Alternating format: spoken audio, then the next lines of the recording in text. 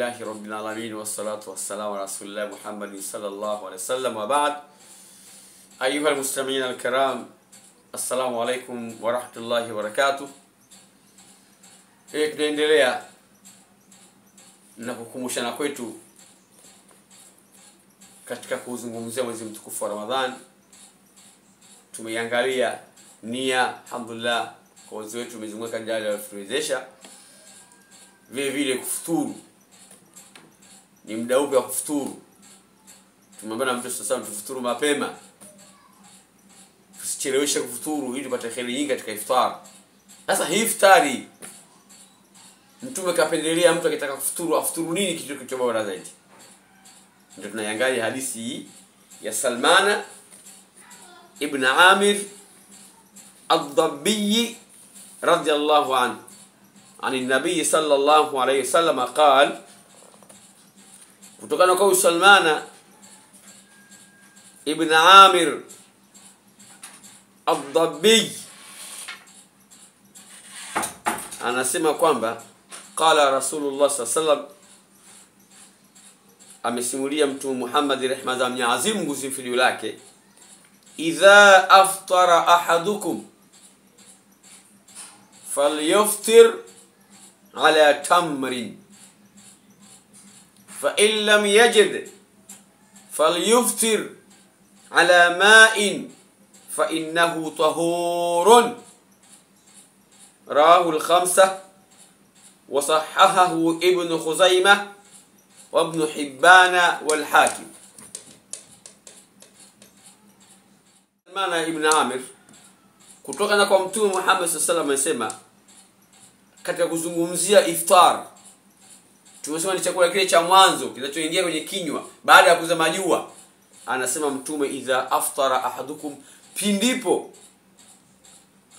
afuturupo mmoja wenu, falyaftur ala tamrin, basi ni bora zaidi akafuturu kwa tende. Akafuturu kwa tende. Fa in lam yajid, basi kama tende hakupata, hana nazo tende, falyuftir ala ma'in, basi na afturu kwa maji. Fa innahu tahurun, kwani yale maji yanakuwa ni yenye kumtoharisha. Ndio maana tukasema kwamba kufuturiwe mapema. Adhana si saa ya kufuturisha. Nini maana hiyo? Utakapokula tende ni kitu kitamu. Haiwezekani au haipendezi ukala tende alafu muda huo ukaingia kwenye kuswali. Ukiwa umekula tende na ukaingia kwenye sala, mdomo wako utakuwa unajishughulisha na kufunza ule utamu wa tende uliokula hapo kabla. Na ukishughulika nayo ndani ya swala, wewe swala tunasema umekula au umekunywa, utakuona swala. Kwa sababu katika mambo yenye kuanzisha swala, mojawapo ni kula ndani ya swala au kunywa ndani ya swala. Kwa hivyo tukaelekeza kupitia mafundisho ya Mtume Muhammad sallallahu alaihi wasallam, tuwahi kufuturu mapema. Ukishafuturu upate kidogo muda pale kazuri, ukaweza kutasawak kamswaki kiasi, ukatoa ile utamu katika kinywa. Sawa? Kisha ukaingia na swala ili hali uko vizuri, swala ukaeleza katika utaratibu wenye kutakiwa. Vinginevyo utakuwa unashughulika na ulimi. Kufanya unakula ndani ya swala. Hilo tunajaribu kuelekezana na kutanabishana katika hilo. Kwa hiyo kitu kizuri kufuturu ni tende, au umekosa tende, kunywa maji. Tambihi natoka kwa wale ambao wenye kufanya biashara za tende. Hebu watuonee wafungaji. Makina na mwezi huu, basi kwa sababu umeita mwezi wa machumo, basi vitu tunauziana katika bei ambayo kwa kweli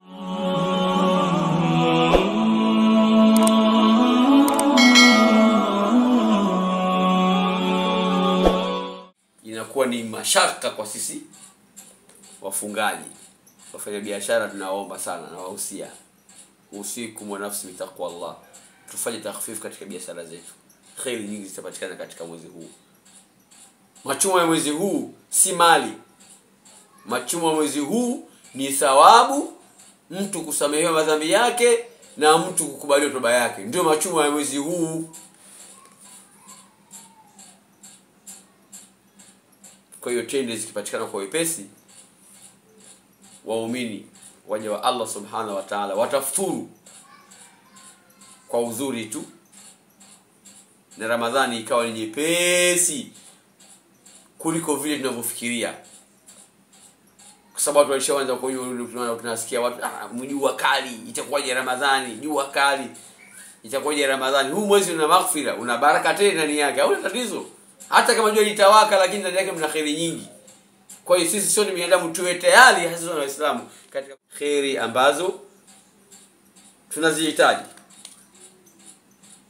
Tunamalizia na hadithi moja ya tahadhari mtume ambaye anatutahadharisha katika mwezi wa Ramadhani. Watu wanatakiwa katika hali gani? Kana hadithi tutaisoma hii kutokana kwa Abu Huraira, Mwenyezi Mungu ameyaradhi. Qala, amesema qala Rasulullah sallallahu alayhi wasallam, man lam yada qawla az-zur wal amala bihi wal jahla falaysa lillahi haja fi an yada'a ta'amahu wa sharabahu. Rawahu al-Bukhari wa Abu Daud wal lafdhu lahu. Kutokana kwa Abu Huraira, Mwenyezi Mungu ameyaradhi, Mtume Muhammad sallallahu alayhi wasallam amesema, man lam yada' qawla az-zur, yeyote miongoni mwenu ambaye hawezi kuacha maneno ya uzushi ndani ya mwezi wa Ramadhani, akawa ni mzushi, anaongea maneno ya ovyo, na akawa ni mwenye kuyafanyia kazi maneno yake ya ovyo, na akawa na ujinga wa kuzungumza mambo ya ajabu katika mwezi wa Ramadhani, Mtume anasema basi mtu huyo Allah hana haja na mtu huyo. Hana haja ya mtu huyo kuacha chakula chake na kinywaji chake. Huwezi kuacha uongo, uwazi kuacha mambo ya uzushi, uwezi kuacha mambo ya ajabu ajabu katika mwezi huu mtukufu wa Ramadhani. Basi wewe una haja nani kuacha chakula chako na kinywaji chako? Kula, kunywa mwezi wa Ramadhani, kwa sababu huwezi. Leo hii watu wanapona na somo ya mwezi wa Ramadhani, tunajitengenezea vitu fulani eti tunakoma kukazia saumu wenyewe wanavyoita.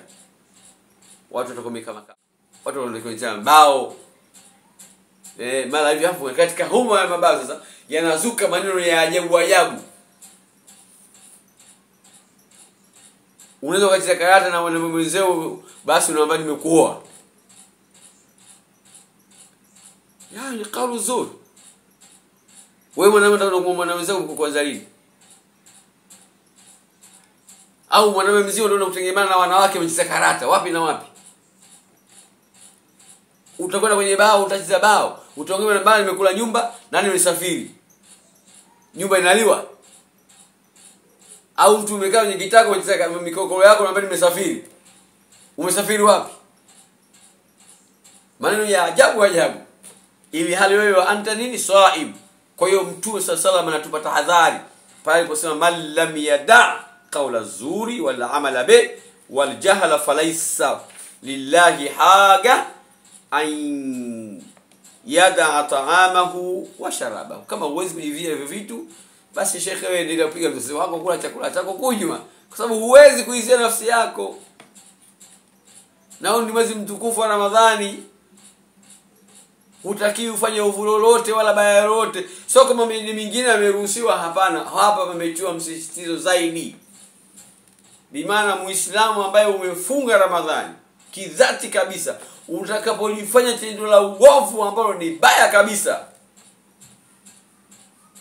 Ni sawa sawa na shekhe mla bange au anavuta bange akachukua msokoto wa bange afu akaenda pale Keko pale kwenye gate la wafungwa mbele ya askari magereza akawa anavuta bange mbele yake. Unategemea nini? Bwana magereza atakuacha? Kwa mwezi huu wa Ramadhani milango ya moto yote imefungwa yote. Na milango ya pepo iko wazi. Tunamalizia kutoa tanbihi katika mwezi huu mtukufu wa Ramadhani katika hadithi hii ambayo tumezoi katika kitabu cha Tambihul Ghafilin. Mlango unasema kwamba fadhlu shahri Ramadhani, katika hadithi ndefu ambayo iko pale utaikuta pale Mwenyezi Mungu anasema Ramadhani kuna watu wa aina 4 hawa hawawezi kupata msamaha wa Allah Subhanahu wa Ta'ala. Hawawezi kupata. Mtu wa kwanza mudminul khamr, mlevi wa kutupa, yani mlevi. Huyu kumsamaha Mwenyezi Mungu kupata ni vigumu. Mtu wa pili huququl walidain, yule ambaye amewakera na kuwaudhi wazazi wake wawili, katika mwezi huu na kwa katika hao katika kundi la wenye kusamehewa. Na mwingine qati'ur rahimi, mwenye kuvunja undugu. Una ndugu yako familia moja lakini hamsemezani, hamuongei. Ndani ya Ramadhani ukifunga wewe msamaha wa Mwenyezi Mungu si rahisi kupata. Wa mushahin yule mtu ambaye amemuhama rafiki yake, jirani yake, kwa mfano rafiki yake akashindwa kusalimiana naye au akuongea naye kwa muda wa siku 3 mfululizo. Huyo ni mushahin. Msamaha wa Mwenyezi Mungu katika mwezi wa Ramadhani kwa kweli ni vigumu. Tunakuwa Mwenyezi Mungu tunusuru na tabia hizi nne mbaya. Allah tukubali saumu yetu. Allah tufanyie pesi katika riziki zetu za saumu hizo ni halali. Mwenyezi Mungu tufanyie takhfif katika mwezi huu mtukufu wa Ramadhani, utulivu na wema na uzuri, ili tuweze kukutumikia na kunyenyekea kwa kadiri ya vitu tunavyoweza na unavyotuwezesha ewe Mwenyezi Mungu Subhanahu wa Ta'ala.